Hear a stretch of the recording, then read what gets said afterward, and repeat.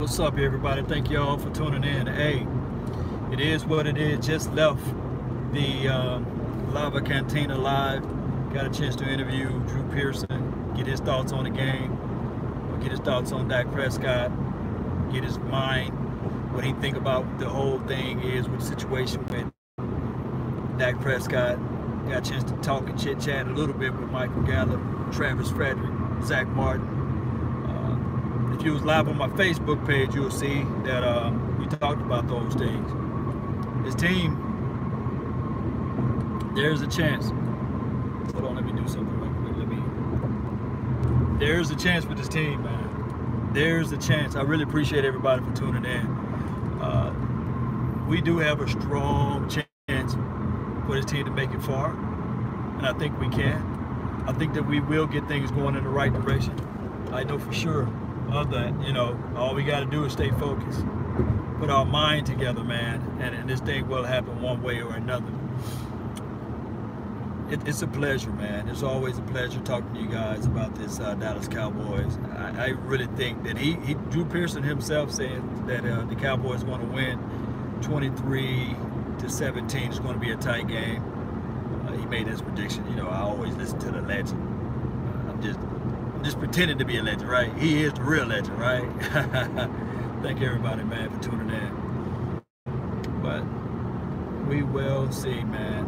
I can't wait to go home and show you guys the clips that we have, and we should be going somewhere else tonight too. So I really want you guys to stay focused, keep it level-headed, and this team is going far. I do know that we look at the first game and we say, oh, it's doom and gloom, but I have a feeling that this defense that we see out there on the field, man, is going to elevate this team. The defense is what we need to worry about. The defense, that is going to take us to levels and beyond. But if you want to see Drew Pearson, if you want to see Zach Martin, Travis Frederick, Michael Gallup, just go to my Facebook page. One of the reasons why I didn't post it to YouTube, because we had a lot of live music in the background. You know how YouTube is, so I didn't want to go live on YouTube and they say, okay, you listen to yin yang and things in the background, and they turn your whole channel off and crazy stuff like that. So I went live like 95 on Facebook panel, and it's going to look good, man. And I got some opportunities. I'm gonna have to turn it down because I got so much things going on that the guys there was going to let me in on the game tomorrow. But you know, it's too hard, man, when you got family and stuff like that. You really can't do what you want to do as it relate to like going to the games and stuff like that. It's a late game, it's at 7 o'clock. But I know some people would live to be at the game, and whether win, lose, or draw, the true friends that's out there would live to be live at the game. But I might have to turn them down. I'm gonna see how the things play out.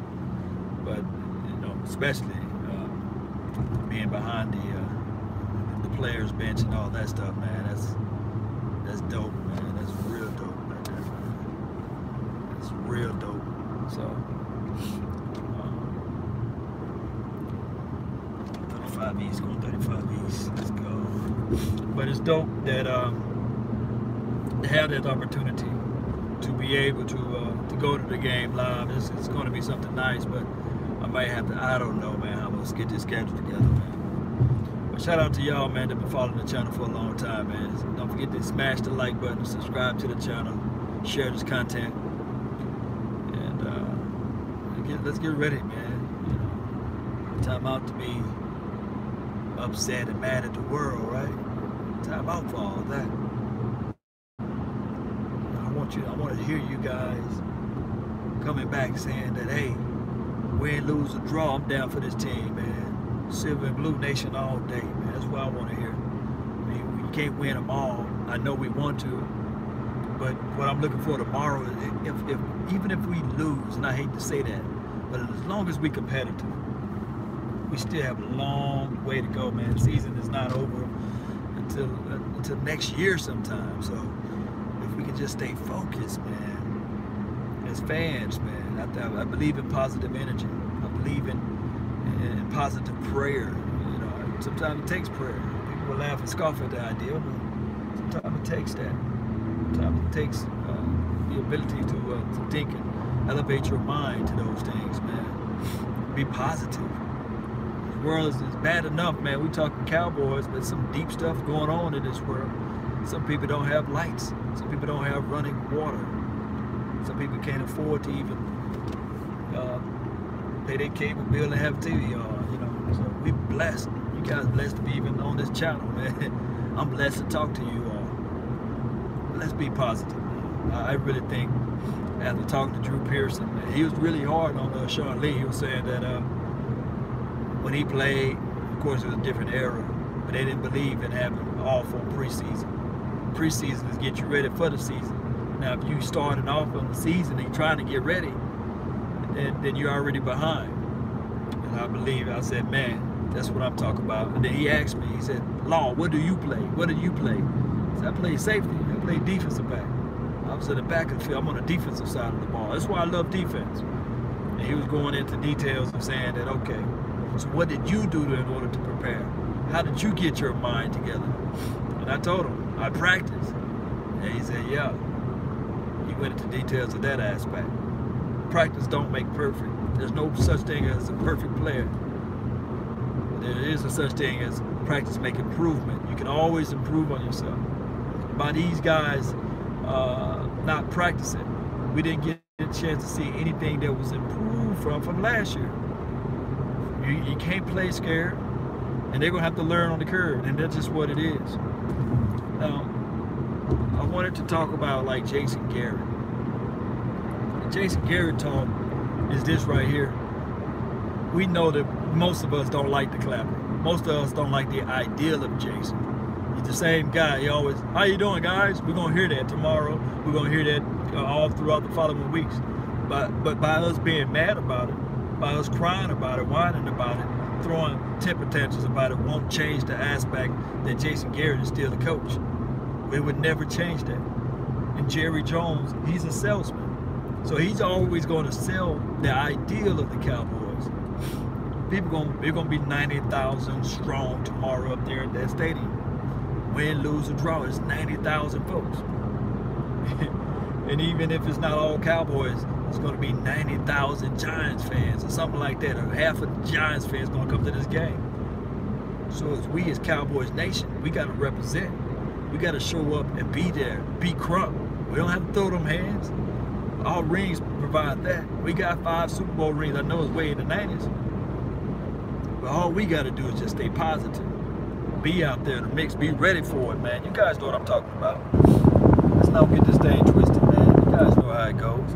Appreciate you, man, for tuning in, man.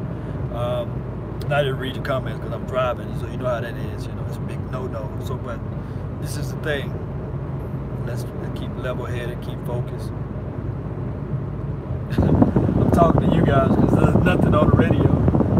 Nothing on the radio at all. So I'm talking to you guys, giving you guys what I'm thinking, what's on my mind, what's on my thoughts. You know what I mean? I really appreciate you all, man. You guys motivate me, push me. It's funny how life works, right? The guy that you think that's putting the material out there for the people, but the people in return are putting the material in the guy that's putting the material out there. I know I'm not the greatest of everything, but I try to be the best. And when you try, then that's when everything else will open up. Those who out there who got an interview in the following weeks, I always say this, man, just stay positive. Say that I already got the job. I know that somebody else already got tons of degrees higher than me. I know somebody got more experience than me. I know that some people got a better background than me. But if you go in there and give your best, sometimes that feel, that vibe, that energy sprinkle down from wherever, and it goes into the ears and the hearts and the minds of the person that's interviewing you. And they say, you know what? I'm gonna give this guy a chance. And that's what I'm talking about. The reason why I became who I became, not the sharpest guy in the world, but I have determination. And that's the same thing with this team. I think that Dak Prescott, although he's not making excuses for him, not the sharpest guy in the world, he's not the worst quarterback in the world either, nor the best. He's in the middle of the road. got a heavy burden on his chest. When you carry that silver and blue, even if he was Joe Montana playing for this team, there's always that pressure. There's no other NFL team that's on the spotlight like we are. You would think that the Cowboys won the Super Bowl last year because they don't even speak of the Eagles of the world. They don't even speak of the Giants of the world. They don't bring those teams up. They don't. Watch First Take. You would think that there's only 4 or 5 teams in the NFL. Cowboys being 2 of the 4 or 5 teams. Because they talk about the Cowboys left and right. And all of the exposure out there. Damn it, if Ezekiel Elliott speak gum on the sidewalk, they're going to be like, okay, Ezekiel Elliott is a horrible guy because he spit gum on the sidewalk. So we always scrutinize, chastise, and brutalize, and all this stuff. But all we got to do as the nation, if I could just change 3 or 4% of you all to think positive, that 3 to 4% can change the world almost, right? Oh, man. Yes, indeed, man. I really appreciate all you guys for tuning in, man. Thank you for subscribing to the channel, following the channel. But you guys 11 minutes strong on this thing. Represent the nation. Represent silver and blue all day, even twice on Sunday. Put that silver and blue on, man.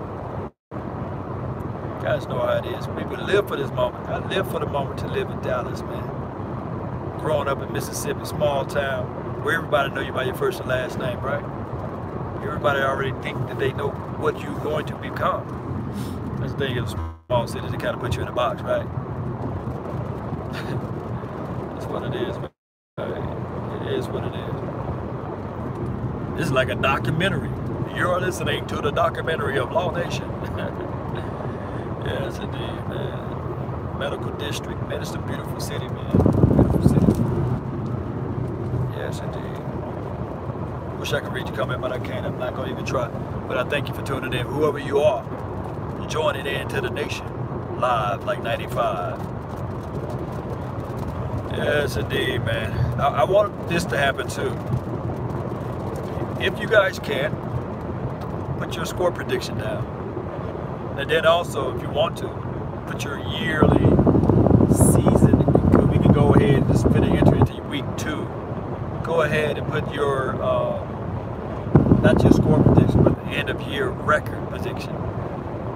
Are we going to win 8 games? Are we going to win 7 games? Are we going to win 11 games, 12 games, 13 games, right? 15-1, all right? The way we looked the other day, I don't think nobody's going to put 15-1. It'd be crazy if somebody put 16-0 and we already lost the first game. But we're gonna get this thing going, man. I always believe in that. You know, I always leave you guys with if you want a thing bad enough to go out and fight for it, or to give up your time and your peace and your sleep for it, if all your desires of it makes you quite mad enough that you don't get tired of it, and it makes you hold all other things tawny and cheap for it, if life itself seems empty and useless without it, and all that you scheme and dream is about it, if you'll gladly go out and sweat for it, or fret for it, and plan for it, and lose all terror of God or man for it, if you will simply go after the thing you want with all of your capacity, strength, and scarcity, with faith, hope, and confidence, and stern pertinacity, if neither cold, poverty, famish, or fame, sickness, or body, or praying can turn you away from the thing you want, if dogged and grim and besieged, and beset it with the help of Almighty, you will get it. You guys can memorize that, study it, write it down, tattoo it in the heart, and you accomplish just about anything that you want in this life. I remember earlier today I was talking about a 1995 Honda Civic. I mean, yeah, it was cool and all, you know, black tint. Got a chance to put some alloy rims on there, change the manifold out, put a cold air intake on it. It was a slow car, you know, better shake. Did the Harlem shake when they tried to go up the hill and stuff. Man, ultimately, the car eventually gave out. One of the cylinder valves went out dead on it. Drove the car while it was heated, overheated, and warped the engine. Went through a lot of money on that car. day when I see a 1995 two-door coupe Honda Civic, it still brings me back to memories. And I'm telling you guys this long story for a reason. It helped me appreciate life, though. Although my uncle was saying that it's nothing but a glorified go-kart. It can't get you from A to Z. You can't do this, but it did. It got me from A to Z. It got me all through college. Then on top of that, I remember one time my uncle needed a ride, and I was able to give him a ride. I said, hey, as small and as young and as old as this car is, and with the aluminum sideways engine, this car still got you to where you needed to go. So this go-kart is something amazing. But to make a longer story short, it makes me realize that in life, sometimes you may be given something and you earn it and keep it. And although it's not the best thing that you can have, some of you guys can relate. Some of you people are just going to shoot your head because you haven't lived through those experiences yet. But if you can appreciate the thing that you have, then when it get down there towards the end, when you are able to get cars, it was like a 10-second car, or I can go on any lot and give me an 8-cylinder or 6-cylinder car now at this time, and God has blessed me that way. But now that you are able to understand that, understanding your beginnings, that humbles you in a sense, that you didn't take that car for granted. Now God can elevate you and push you and motivate you to get something that's even better. And what I'm saying is, Cowboys Nation, we can fall into the traps of the minds of saying that, hey, the quarterback that we have is just so horrible. But we should appreciate it, because 2015 was despicable. We had multiple guys. We had a first-round draft pick on that team. Brandon Wheaton was a first-round draft pick, right? We had a Matt Castles of the world. We had the Kellen Moore, the winningest quarterback player of all time for Boise State. Couldn't get us a game, couldn't get us a win, although he threw for 400 yards against a team that was just mailing it in towards the end of the year. So I just say that we just need to reel back and just appreciate the things that we do have as Cowboys Nation. Of course, it's not the best right now. Of course, we went through the Romo years. I know a lot of people appreciate Romo at this point in time. I know a lot of people are appreciating that. You got to be. They say, oh, wow. Although Romo was throwing all them interceptions, and I know his interception to touchdown ratio is not bad and horrible. But although Romo was always injured, although when he did ball, he kept the 97, I think, quarterback rating, which was pretty good, top of the league almost. But now we can appreciate the fact that Dak Prescott can stay healthy, although this is going into his 3rd year. But now we can look back and also reflect on Romo and say, man, we had a gym. If we was able to not call Tony Romo Tony Ono. You know, all those things, man. Looking back at people arguing at the fact that Tony Romo sucked, right? Now we look at Dak Prescott and we say, oh, wow, Tony Romo was the man. So football is not that easy.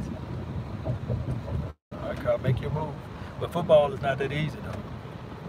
And it's one of those things where now, and I'm talking about now, we just have to stay focused, man. Bring everything home, bring everything in, and realize this. The sun will still rise tomorrow, hopefully. But the sun will still rise tomorrow. That's my prep talk for you guys. Stay focused. Rep that silver and blue. You know, the same strength and the same mindset that you have when we're losing, when we're upset about everything. Bring it around. Bring it around and have the same fortitude of the mind to know before the game, say we can make this thing happen. We can win this game. A prize fighter, even when he's losing. A good boxer, even when he's losing, he's still swinging.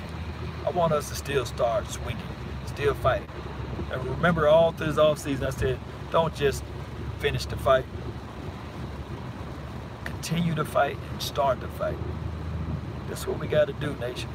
Stand firm, believe in what we believe in this team, There's no way but up from here. This is what my guy D-Law said. It's the first part of the year. Yeah. Be safe, guys. Be safe. I see you out there, man. Be safe out there, man. That's what life is all about, man. This traffic is going so slow. Life is all about the opportunities and learning from them. Picking those things together and putting it into a puzzle to make a beautiful, I'm talking about a beautiful canvas. I know puzzle and canvases are two different things. Canvases is a drawing, but you guys get my drift. You guys get my drift. I can't wait till I get home. But you guys, like I said, live with Drew Pearson. It was a wonderful excerpt. I was interviewing him on the slide with the Facebook Live, and he flipped it on me. He said, instead of interviewing me, let me interview you. That Drew Pearson, a character, man. He said, let me interview you. And he said, what do you think the Cowboys should do? And I told him, run the ball with Ezekiel. Don't just give him 15 carries, give him 15 plus. Put the ball in the belly of Ezekiel Elliott and watch how things change. Although, and I gave this analogy earlier on one of my posts, and a guy, brilliant guy, smart guy, intelligent guy, magnificent guy, right? Somebody, I forgot his name, I was gonna call him magnificent guy. I'm being sarcastic in senses. But he was saying, like, Law, how in the hell you compare Ali to Dak Prescott? He wasn't listening. He wasn't being an active listener. I said that the Cowboys have to appear as Ali. They have to do things like Ali did. They're the rope-a-dope. When he allowed the opposition to punch them all in the body, punch them all in the face sometimes, but he'll dodge it. And he'll lean against the rope, and every time the guy punches him, he'll lean back and absorb some of those hits. What that was doing, it seems as if though the boxing card, because they scale you per round, it seems as if though the opposition was winning. What he was doing, he was masking everything. He was calculating everything. He was saying that, okay, with this being said, although they punching me, although it seems like I'm finna lose this battle, I'm setting him up for the okie doke. And the okie doke was, I'm going to tire this guy out. His blows, Ali, even though he's saying in an interview, I remember hearing Ali was saying, oh man, although these blows sting, they hurt. I'll lean over to him when the bell rung. You hit like a baby. I know some babies that can hit harder than you. You know, float like a butterfly, sting like a bee. Ali was telling to the opposition, man, you hit like a sissy. You hit like a punk. You know what I mean? And he could feel those blows as they get softer and softer each round. Then he started doing this thing right here, started shaking the gills off of him. You know what I mean? And then that's when Ali laid in onto him and he knocked the man out. That's what you got to do. Although it appears that Ezekiel Elliott getting 3, 4, and 5 yards. Oh, when I saw Travis Frederick earlier today, that boy's still big. Although, and I'm gonna go back to this point, although we would say to ourselves, it seems as if though Ezekiel Elliott's getting 5 yards or 4 yards or what have you, he's not penetrating the giant. It's just like the rope-a-dope theory. That big old boy snacks and the other guy that's on the inside. They losing their strength. They don't have the rotation like they used to. You know, Olivier Vernon is out. However you say that man's name. And you keep pounding at him. You keep pounding. You keep pounding. And then what's going to happen is that 5 yards or that 3 yards is going to turn to 13. That 13 yards is going to turn to 20. 20 yards can turn to, you know, Ezekiel Elliott can take it from 0 to 60 real quick. That's what's going to happen if they continue with that philosophy. You can't bail out quick. You got to understand with a running game and I guess, decent quarterback, that you can't win it with the arm. That's what Tony Romo game was. You win it with methodically moving the ball with the chains with Ezekiel Elliott. And also, please be smart with the ball. Don't try to get the ball first, Cowboys Nation. Defer the ball. Defer it. Put our defense out there first.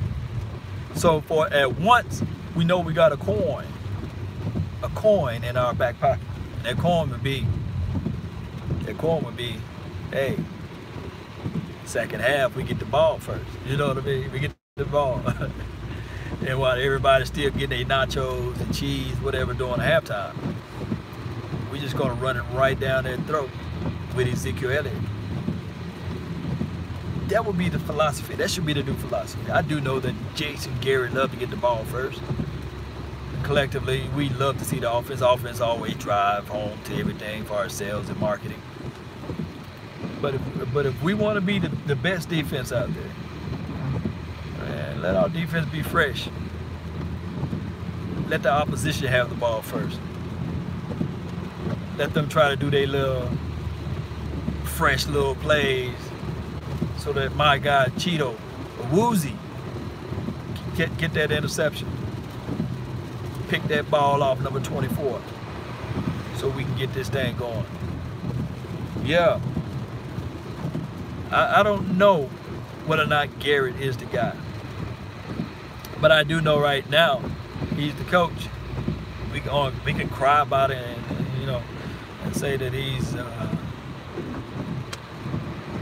horrible, despicable, he can't do this and that, but that's not going to change anything. Man, been in this league, in Jerry Jones' office for at least, I would say 11 years. At least 11 years. That's a long time. That's a long time. And he should be able to just snap things like this by now. I mean, after 3 years, 3 or 4 years, it's time to say, okay, put up everything right now. But I remember hearing an interview with Jerry Jones. Yeah, I think we went 2 years in a row, 5-11, 5-11, and he said his greatest regret was not giving Shane Gailey enough time. Now I'm wondering if, like, when all this is said and done, would his greatest regret be the inverse? Will it be giving Jason Garrett too much time? This is what should have been done, and I think that we would have been better this way. Hear me out. I think that any reservation that Jerry Jones had towards Wade Phillips, and I know we can't change the past, we can only talk about it and explain about it, right? Explain, not complaining, we explain it. If Jerry Jones would have did this, hear me out. If Jerry Jones would have said, okay, although my greenhorn guy, Jason Garrett, is not ready, let me do this with Jason Garrett. Let me go ahead and make him the head coach. Although he's not ready, let me make him the head coach first. And let me make Wade Phillips the defensive coordinator. And all that undermining stuff would have been over with. And I think if you do those quick right there, because one thing I know for sure, Wade Phillips can coach the defense. If you think I'm lying, ask Denver Broncos. Ask the LA Rams at this point. Get Wade Phillips coach defense. And now you have the lesser of two evils, you see. Because we know for sure Jason Garrett, he's an organizer. He's a motivator. Yes, he's a clapper. But he was on the coach training. I mean, there was some experiences that he just didn't have. Although he played football for all X amount of years, come from a background, father was a scout and all this stuff. But I feel if they would have made those switches right there, then his team would have been in a better light. Or if we go all the way back, instead of if you knew Bill Parcells was leaving, and you had Sean Payton at that time, and he was like the guru of quarterbacks at that time, and you had he already groomed Tony Romo at that point in time. If possible, if you knew for sure, you get on over, the block is hot, the block is hot. If you already know that, if you already knew that Sean Payton, Tony Romo was his guy, can you only imagine that if Sean Payton was able to stay with the Cowboys and was able to actually, this is some good stuff, man. I'm telling you, if Sean Payton was able to, let's say, do this, if Sean Payton was able to be with Tony Romo complete career, I mean, how great of an idea that would have been. And regardless, the numbers and the stats didn't show that, and prove that that fire truck must be lost, because he's going the wrong way. Went the wrong way. Fire truck need to know his way around Texas. But if Sean Payton was able to coach Romo for the long period of time, it would have been better for us altogether. Or if, let's say this right here, Sean Payton, I do know that Jerry Jones didn't want to let Sean Payton go, but he went.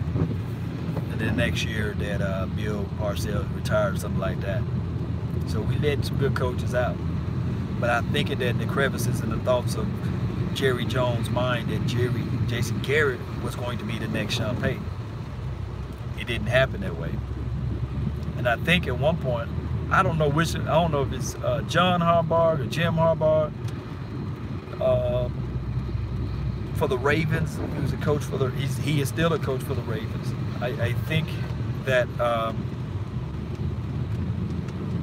when Harbaugh got the job for the Baltimore Cowboys, really extended their offer because they didn't want Jason Garrett to go coach for the Baltimore Ravens. Hindsight 50-50, man. If Jason Garrett was able to coach for the Ravens, we would have had, I believe, the better coaches out there would have been John Harbaugh. So it's like a carousel of coaches that went along around that time when they elevated Jason Garrett to be like the offensive coordinator and pay him the same much as Wade Phillips. But I really believe any move would have been better than making Wade Phillips the head coach of the Dallas Cowboys. Somehow they should have just made him just a coordinator and been done with it. We dropped the ball on that because Zimmer was cool too. We got rid of him. So it's one of those things, guys, that we're gonna have to look at the drawing board 20 years from now, 30 years from now, or even 2 days from now and say, oh man, life would have been better with any of these coaches, right? But regardless of how we look at it, Jason Garrett's the head coach. Nothing we can do but just be crying about it and say, oh, I can't stand a coach. But it is what it is. Let me know how y'all feel about that, man. Whether it's live now or post this live stream or what have you. How you really truly feel about Jason Garrett. What you really think of him, whether it's good, bad, or or indifference. Let me know. Just let me know how you guys feel about that. Oh man, I ran out of all the things I can say right now, right? All right, well, there's still things to talk about. There are still things to talk about. Let me collect my mind from here. Here's what we can talk about. The attack. The offensive theory of Eli.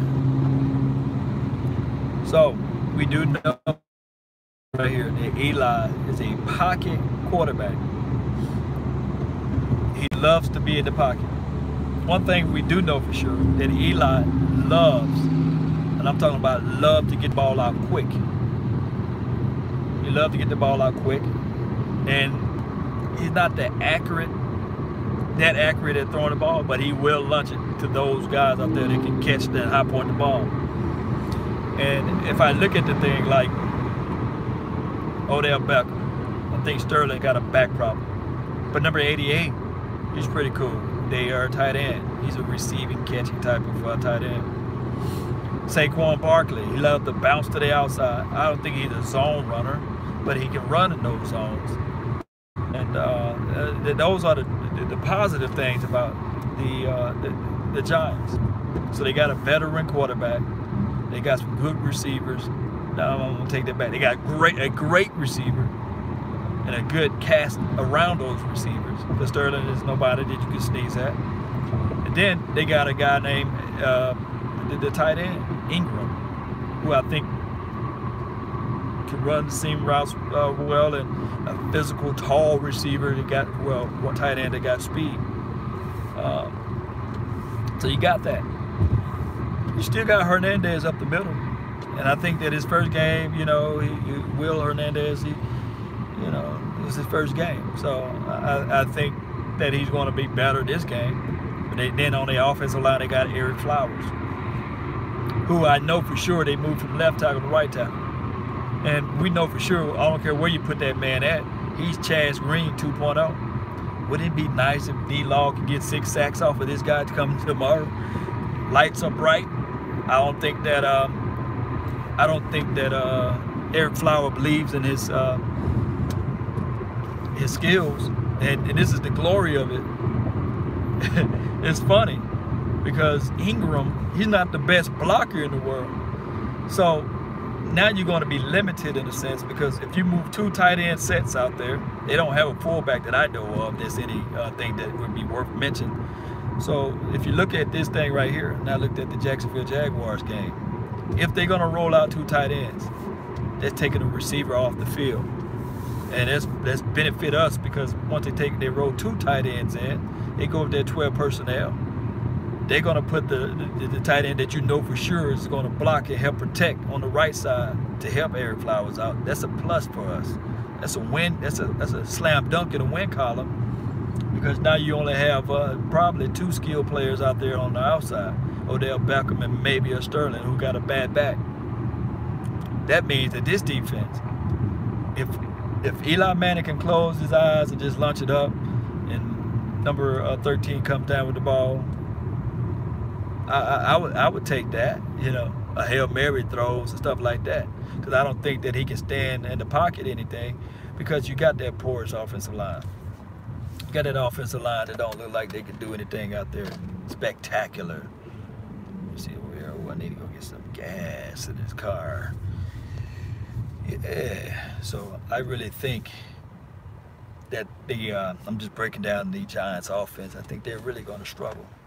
Now, what they can do to surprise us is special teams.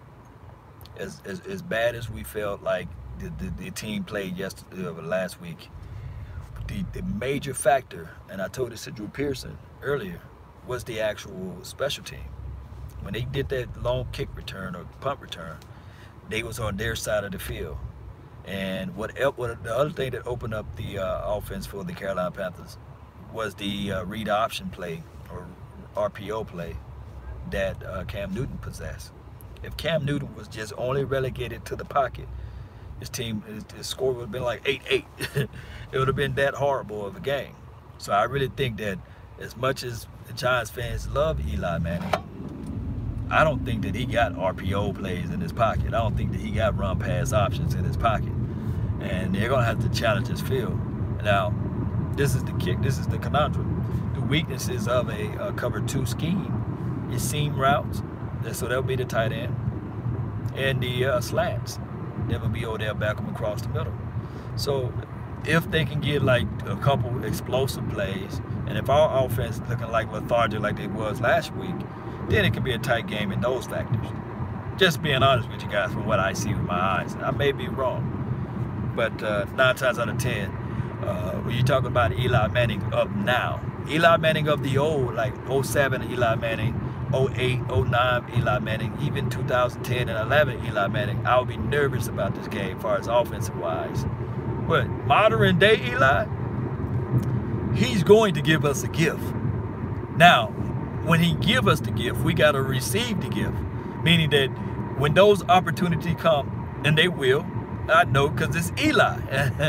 He's going to launch, he's going to close his eyes and launch it up as a prayer.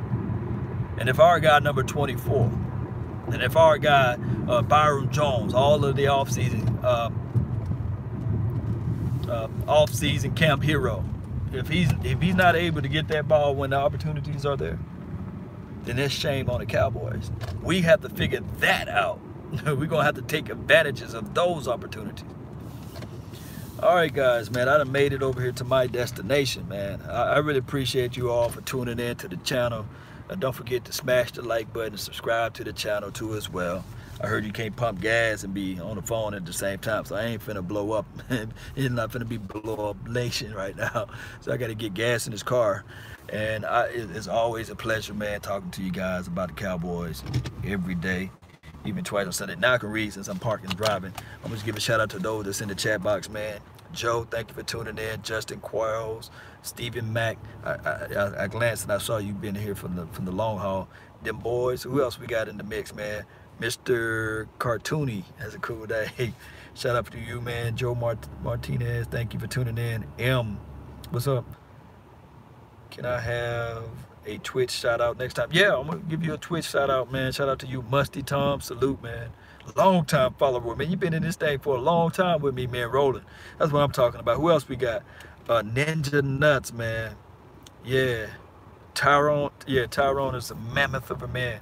Hey, Travis Frederick is still big. And I asked Travis, what you put on your beard, man? He told me some stuff, man, and I understand what you can, you know. I can barely hear him. But Joe, what's up, man? Let's get this W. God be with you always, Lord. Yeah, shades, man. What's up? Shades of blue. As long as that dark shades of blue, right? As long as it's silver and blue. You guys know how this thing go. And that's all the time I have right now. Don't forget, share this content. I got a podcast. That's LAW Nation Podcast. Don't forget to join in with the podcast, man. I don't know, man. I really think about going to the game, but it's just going to be too much, you know. But I will hook you guys up. Cowboys Experience, shout out to them. Patrick Taylor, Tank versus Flower tomorrow. Ooh, it's going to be medieval. Yes, Ninja Nuts, it will. It's going to be nasty. This defense going to bounce back. This defense, I think that Sean Lee right now, he's in the film room right now. Sean Lee, I can guarantee you $1 to a box of donuts. He's in that film room. Rico Gathers, he need to be out there.